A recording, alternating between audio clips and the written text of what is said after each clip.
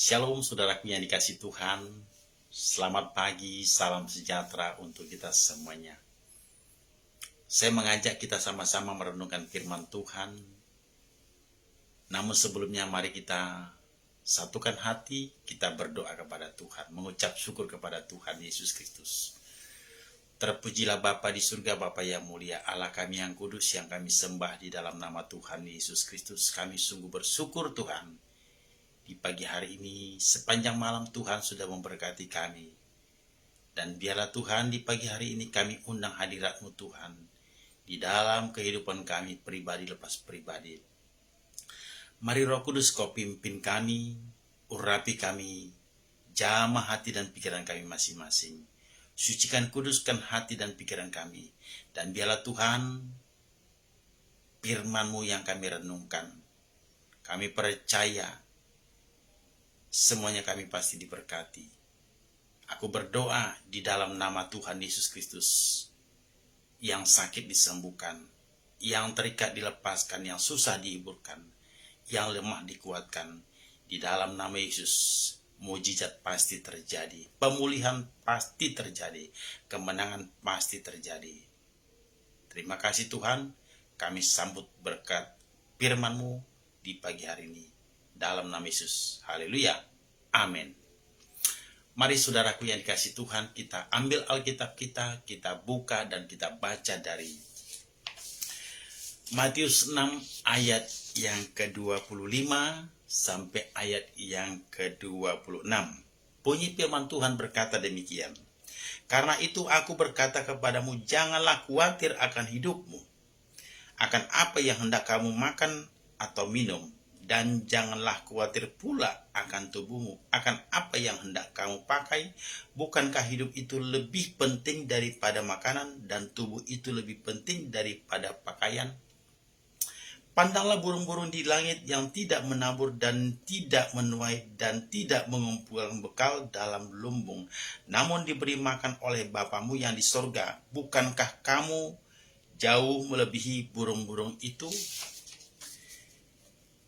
Yesus mengatakan supaya kita yang percaya kepadanya tidak khawatir.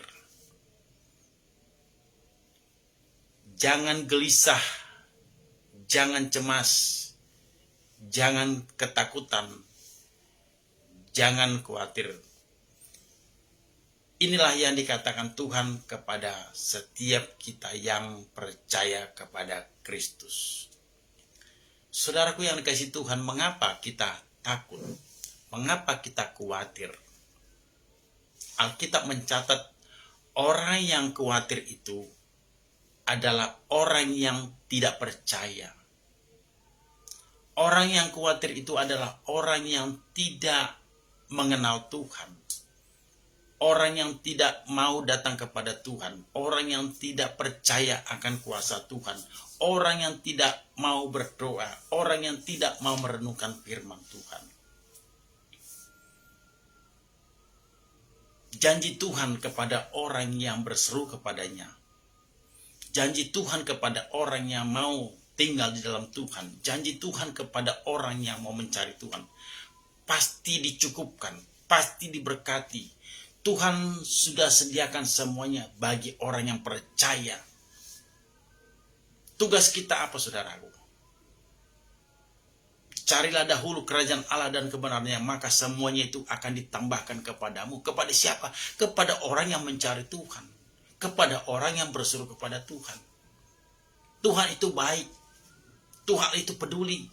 Dia maha pengasih, saudaraku. Dia tahu apa yang menjadi kebutuhan kita, apa yang menjadi keperluan kita.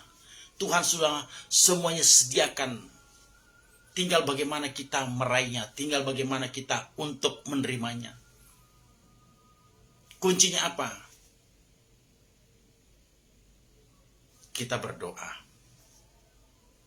Kita berseru kepada Tuhan. Firman Tuhan mengatakan di dalam Yohanes 15 ayat yang ke-7. Ya. Yohanes 15 ayat yang ke-7. Firman-Nya berkata demikian.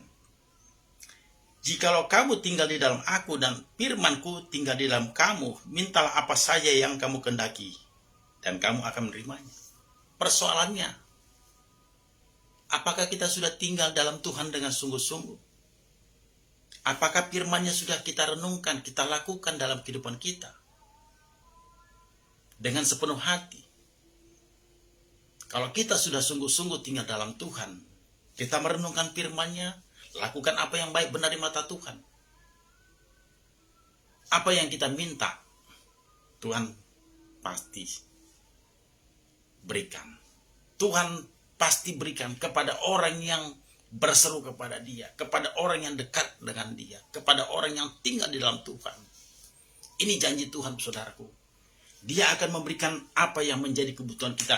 Doa-doa kita pasti didengarkan Tuhan, pasti dijawab Tuhan.